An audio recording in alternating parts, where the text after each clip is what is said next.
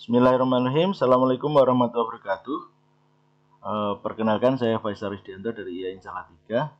Berikut ini saya akan membawakan satu PowerPoint yang judulnya The Problem and Solution of Indonesian and English Translation. Ya,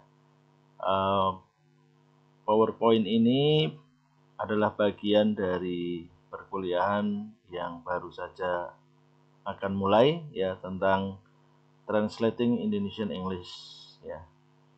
Oke, saya awali dengan di forum Kaskus itu tahun 2012 ada curhat seorang member, ya. Nah, kalau zaman dulu itu membernya nggak begitu menampilkan nama aslinya, jadi misterius, fotonya juga belum tentu fotonya, ya. Nah, itu tidak terlalu penting. Yang penting, why there are many mistakes in Indonesian translation. Now my teacher forced us to use original text in lesson, not translation as usual. Ya, jadi ini cerita mahasiswa bidang fisika, dan dia lihat banyak sekali buku-buku terjemahan yang salah, sehingga gurunya menyuruh memakai teks yang asli. Nah itu jadi, mungkin karena memang percetakan, penerbit itu tidak berani berspekulasi membayar translator yang profesional, ya. Kalau saya zaman dulu tuh satu lembar itu bisa 50.000, ya, satu lembar, ya. Nah, jadi kalau terjemahnya tidak sesuai dengan artinya kompetensinya kurang, nah akan banyak konsep yang salah. Nah, itu sering sekali. Saya pernah baca buku tentang Steve Jobs biografi, ya, tidak bisa dipahami, ya. Tapi nanti kalau baca teks aslinya malah lebih mudah karena kita orang dari jurusan bahasa Inggris, ya. Oke, jadi problem, ya, penerjemahan itu satu problem. Translating and translation, ya. Translation itu the result, translating is the process. Translating is the replacement of textual material in one language from source language by equivalent textual material in another language or target language, menurut Catford 1965, ya. Translation consists of translating the meaning of the source language into the receptor or target language. This process is conducted by moving or going from first language to the form of second language by way of semantic and pragmatic structure, ya. Buat mahasiswa yang masih di semester 3 belum dapat semantik dan pragmatik, nah kita akan belajar nanti. Semantik itu ilmu makna, pragmatik itu the study of the speaker's meaning, ya, the study of speaker's meaning. Jadi ketika seseorang bicara itu konteksnya apa, ya. Kalau saya di kelas ada siswa terlambat, saya akan bertanya, what time is it, ya. Misalnya terlambat jam 9 itu bukan it is 9 o'clock, bukan begitu, tapi what time is it means why you come late, ya. And must be held, it is the meaning which is being transferred and must be held constantly, only the form change. Jadi challenge yang terbesar itu bagaimana mentransfer makna dari satu bahasa ke bahasa yang lain secara konstan, hanya bentuknya berubah tapi maknanya tidak berubah, ya. Kalau lost in translation, maknanya hilang, itu satu masalah besar, ya. Itu pengkhianatan, ya. Pengkhianatan maksudnya tidak setia dengan amanat dari teks aslinya, itu pengkhianatan dalam tanda kutip, ya. Sajak serem itu. Oke. Hilarious ngawur translation. Jadi terjemahan yang lucu. Misalnya ini pengalaman saya, ya, dan juga beberapa teman. Misalnya mengandung vitamin. Masa terjemahnya mengandung itu pregnant vitamin. Nah, pregnant vitamin itu misalnya contain vitamin, misalnya, kan begitu, bukan pregnant vitamin.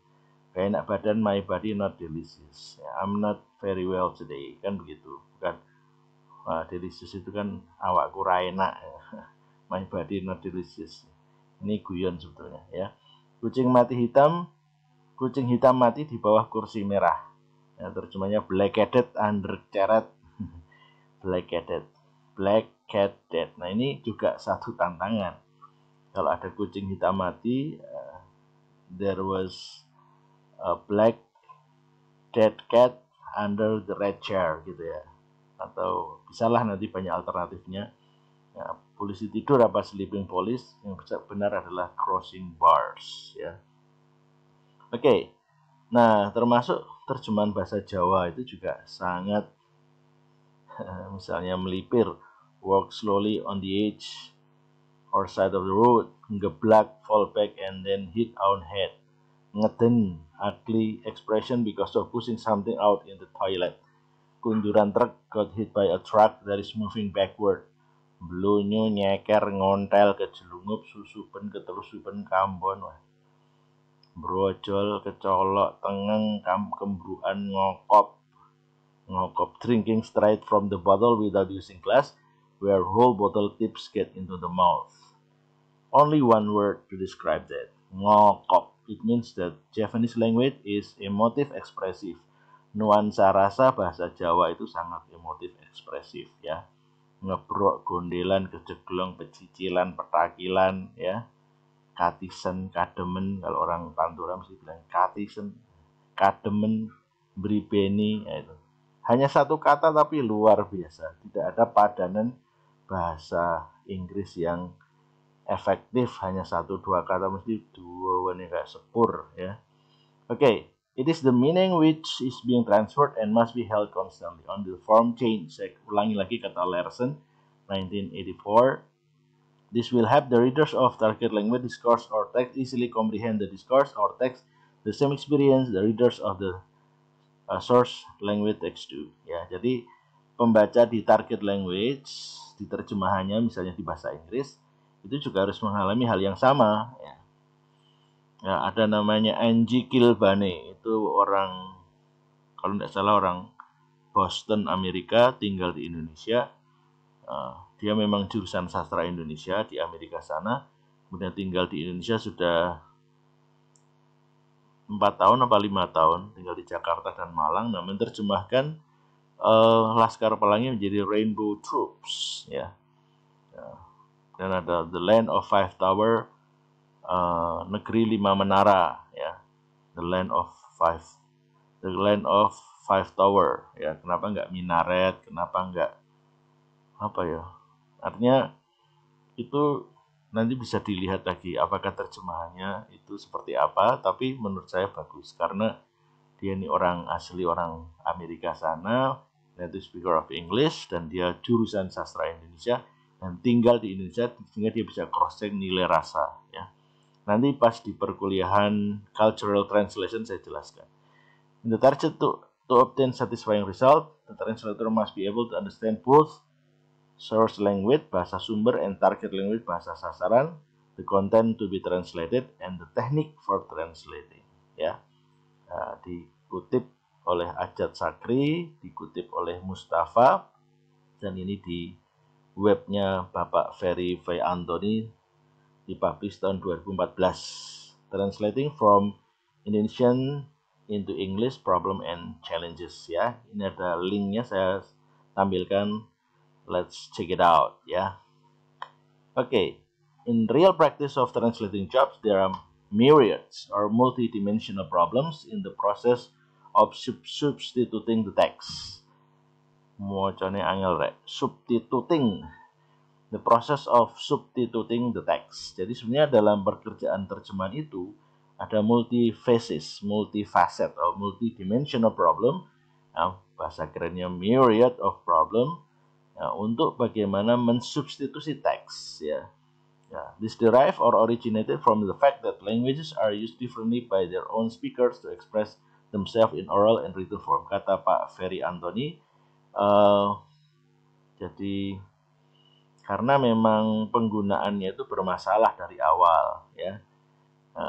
There is cultural matter about the speaker using their own language differently. Not only does this mean that speaker express proverb, idiom, nominal, or adjectival phrases, and the onomatopoeia, ya, onomatopoeia of animal sound itu kayak meowing, ya, mengeong, ya, chirping itu burung itu mencuit-cuit ya, twittering ya, twittering itu berkicau, burung yang berkicau ya. Jadi ada apa ya, kalau suara kukuru itu cokadu bahasa Inggrisnya ya. Ya, jadi itu nanti lain terjemahannya ya. Kalau meowing, mengeong masih agak deket ya, tapi kalau kukuru dan cukadu lah itu repot ya. But this also suggests that speakers use their language differently with regards to such grammatical and discourse aspect as word choice, word collocation, sentence pattern, discourse pattern, and rules ya. Nah, a professional translator will take all these aspects above into consideration when translating a source language text content into a target language context. He will make sure that his translation is in line to the rules of the target language, and finally his translation will be readable and acceptable ya. Jadi targetnya dalam menerjemahkan itu akan terbaca dan diterima dengan baik oleh bahasa sasaran. Since the result of translation trying to be trustworthy or faithful. Jadi harus setia ya. Setia, makna itu ditransfer dengan baik, dengan tepat dari bahasa sumber, bahasa sasaran. Maknanya sama seperti aslinya, tapi bentuknya saja yang berubah. Nah, bahasa Indonesia itu digunakan freestyle atau sakar PDW ya. Tidak sesuai dengan bahasa baku bahasa Indonesia, itu kata Pak Ferry Antoni seperti itu. Nah, kemudian juga kalau ambigu, kata Profesor Asin Gunarwan, ambigu itu makna yang macam-macam ya, yang multi makna. Misalnya oleh Pak Profesor Asin Gunarwan almarhum ya, anak perempuan presiden yang kaya itu, nah itu kan bisa anak perempuan presiden yang kaya itu presidennya atau anak perempuannya, itu kan membingungkan ya. Ya, jadi anak perempuan presiden yang kaya itu bisa the rich daughter of the president atau the daughter of the rich president. Yang kaya itu siapa ya? Termasuk yang sering saya sebutkan, istri tentara yang genit itu menggoda saya ya. Yang genit itu istri tentara atau tentaranya yang genit ya, masuk tentara genit ya. Oke. Kemudian contoh yang lain adalah tembus cahaya. Tembus cahaya itu bisa diterjemahkan translucent, bisa juga transparan. Nah, padahal menurut konsepnya beda. Transparan itu kita lihat di gambar ini. Transparent object allow of the light to pass through them. This means that we can clearly see through them. Jadi tembus cahaya itu ya semua. Lihat gambar cowok di situ. Nah, gambar cewek sebelah tengah itu translucent object only allow some light to pass through them. Ya, this means that we can partially see through them. Jadi sebagian samar-samar kelihatan. Kalau opak itu blas, ya nggak kelihatan. Nah, ini kan jadi satu masalah ya, nggak ada padanan yang tepat. Nah, dan orang Indonesia itu circular pattern. User do not get straight to the point, go around the bus. Kalau ngomong mubeng-mubeng ya, nanti bisa dibaca semuanya di Pak Ferry V. Antoni 2014 di webnya ini ya. Nah, tugas ini dibaca ya. Nah, kemudian juga persoalannya kalau nulis membaca pakai bahasa Indonesia, pakai Google Translate. Misalnya, di antara keluarga hukum, para medis atau masyarakat dan korban dapat membuat kerjasama satu sama lain.